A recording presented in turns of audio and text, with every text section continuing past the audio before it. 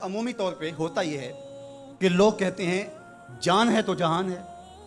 جان اور جہان کا فلسفہ ہم بچپن سے سنتے آئے. لوگ کہتے ہیں جائیداد چھوڑ دو، فلاں چھوڑ دو، فلاں چھوڑ دو، نظریات پر بھی کمپرومائز کر لیتے ہیں. جب جان نہیں ہے تو پھر باقی کیا؟ جان ہے تو جہان ہے. اس فلسفے کو حسین ابن علی نے بدل کے رکھ دیا کہ جان ہے تو جہان ہے. حسین نے بتایا جان نہیں ہے پھر بھی پوری کائنات تیری ہے.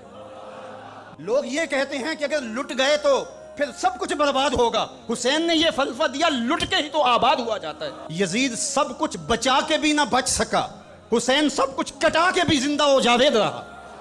یہ فلسفہ دیا سب کچھ کٹ جائے، سر نیزے کی نوک پہ بھی چڑھ جائے، خاندان کی لاشیں بکھری پڑی ہوں اور گھوڑوں کی ٹاپوں تلے روندی جائیں، کفن بھی کھینچ لیے جائیں، خیموں کو بھی آگ لگا دی جائے، لیکن سر شہیداں پھر بھی نیزوں پہ بلند ہی رہے گا، اونچا ہی رہے گا. یہ فلسفہ حسین ابن علی نے دیا.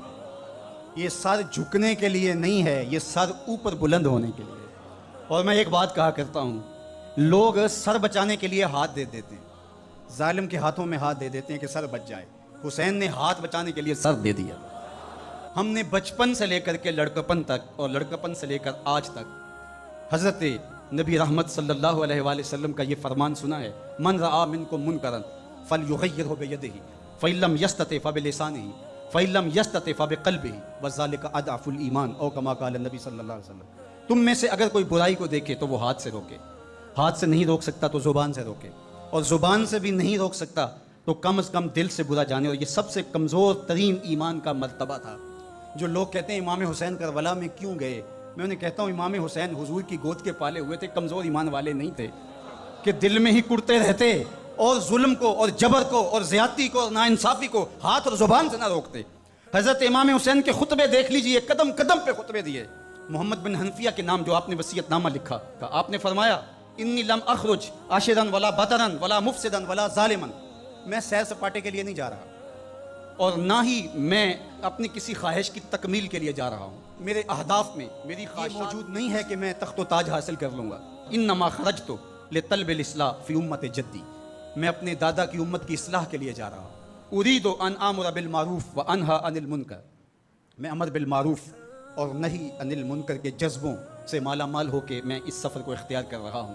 جب شریعت کا مذاق اڑایا جا رہا ہے، شریعت کی شکل بدلی جا رہی ہے، خلافت کا رشتہ قرآن سے ٹوٹ گیا ہے اور ایک نئی صورت دین کو دی جا رہی ہے، اور جو اس سانچے میں ڈھل کے دین نکلے گا وہ محمد عربی کا دین نہیں ہوگا جو طائف کے بازاروں سے لے کے مکے کی گلیوں تک، احد سے لے کر غزوہ حنین تک حضور نے خود اور اپنے اصحاب کو تکلیف میں ڈال کے جو دین دیا، جو امت تشکیل دی. یزید اس سارے نظم کو بدل رہا ہے، تو کیا نبی کا نواسا جس کو حضور نے گود میں پالا ہو وہ خاموش ہو کے بیٹھ جائے؟ کہا حسین ایسا نہیں ہونے دے گا، اور اس کی جو بھی قیمت ادا کرنا پڑی حسین وہ قیمت ادا کرے گا. اور پھر اس کی قیمت چھوٹی نہیں تھی جو ادا کرنا پڑی. اگر حضرت امام حسین رضی اللہ تعالیٰ عنہ اس وقت کربلا کے تپتے ہوئے ریگزار میں، اس میدان حق و باطل میں اپنی قربانی پیش کر کے جبر کا راستہ نہ روکتے تو یہ بات اچھی طرح سے ذہن نشین کر لیجئے، اسلام کی یہ شکل جو آپ کو دکھائی دے رہی ہے یہ موجود ہی نہ ہوتی. دنیا کے اوپر کتنی تہذیبیں، کتنی ملتیں اور کتنی اقوام، جب ان کے اندر تغیر آیا تو وہ اپنی اصل صورتی چیزیں کھو بیٹھے. دنیا کے اوپر کتنے مذاہب، یہودیت کی شکل دیکھ لیجئے، کیا یہ وہی صورت ہے جو حضرت موسیٰ لے کر آئے؟ عیسائیت کی شکل دیکھ لیجئے، کیا یہ وہی صورت ہے جو حضرت عیسیٰ لے کر کے آئے؟ ابھی کچھ دن ہی نہیں گزرے تھے تو حواریوں کے بعد جو ہوا اور جس طرح سے دین عیسیٰ کا حلیہ بگاڑ کے رکھ دیا گیا، جس طرح موسوی دین کی شکل تبدیل کر کے رکھ دی گئی، تو کیا دین محمدی کی شکل باقی رہ جاتی جب یوں دین کی صورت اور شکل کو بدلنے والے میدان میں آپ موجود ہوئے تھے؟ لیکن باقی ادیان، باقی تہذیبیں، باقی ملل، باقی قومیں، ان کی شکل کو بچانے والا کوئی حسین وہاں نہیں. اور یہاں اس دین کی اصل صورت اور شکل اس لیے موجود رہی کہ اس دین کو بچانے والا حسین ابن علی موجود تھا. مسٹر گوکھلے نے کہا تھا کہ اگر حسین ابن علی رضی اللہ تعالی عنہ نہ کھڑے ہوتے تو اسلام یا تو مٹ ہی جاتا، اور اگر موجود رہتا تو اس کی وہ شکل نہ ہوتی جو محمد بن عبداللہ لے کر آئے تھے. اس کی شکل وہ ہوتی جو یزید پیش کر کے جاتا.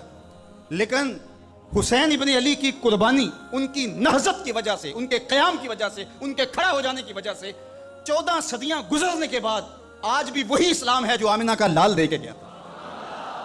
یہ حسین ابن علی کا کام ہے جو حسین نے کیا. اس لیے حضور نے ناز کیا حسین پر، کہا کہ حسین منی و انا من حسین، حسین مجھ سے ہے اور میں حسین سے ہوں. یہ مجھ سے ہے کہ میری بیٹی کا بیٹا ہے، میری نسل ہے، میرا نسب ہے. میں حسین سے ہوں، قیامت تک میرے دین کا جھنڈا جھولتا رہے گا. تو اس کی بنیادوں میں لہو حسین ابن علی کا. حضرت امام حسین رضی اللہ تعالیٰ عنہ نے ایک بات کہی تھی جب بیعت کا آپ سے مطالبہ کیا گیا.